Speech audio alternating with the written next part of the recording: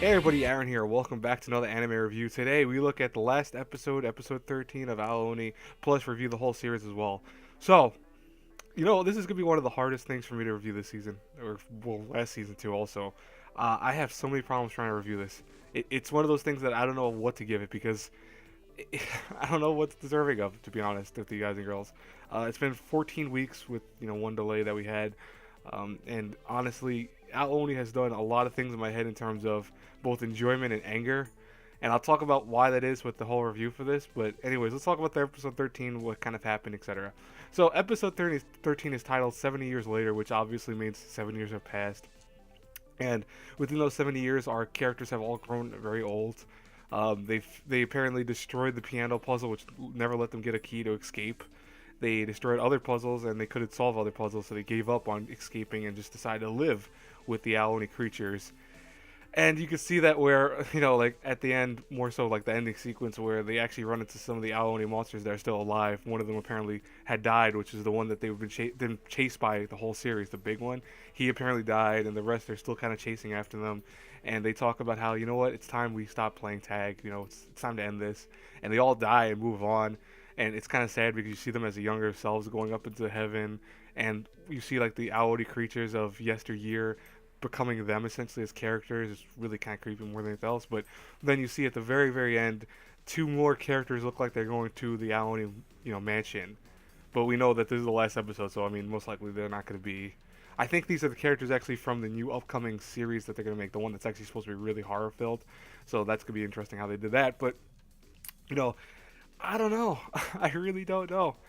Aoni has been something that I've wanted to give a low score from the beginning because I actually love the Aoni games that they made. I still give high props to the RPG makers that did actually make these things and made. I say RPG maker, by the way. I know that that's the program they use, but the people that made the RPGs, I should say it correctly, would have been the right way of saying that.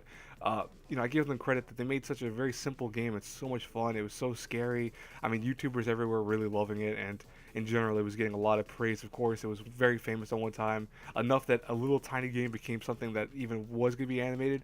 That was super awesome. And then they made this, which, you know, I don't know how I felt about, to be honest, but I don't know how I feel about this whole thing. Like, I can't. I think I'm gonna fail it. I'll be honest with you guys. I can't fail this. I really, really can't.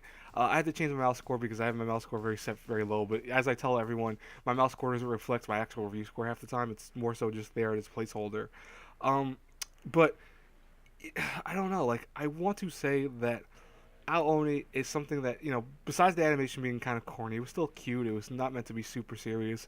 The animations were what they were. The episodes being short were still fun and enjoyable. Sometimes very, very weird. It's sometimes very stupid. Because it's a comedy show. Any comedy type anime like this, especially gag type anime like this, are hit or miss with a lot of people. But with that being said, if I had to review Aoni from an A through F, given that over the course of these 14 weeks, I've enjoyed the show to a point. I really have. I'm gonna do something that I rarely do. I'm gonna boost it up from a fail. I'm gonna boost it up past a D.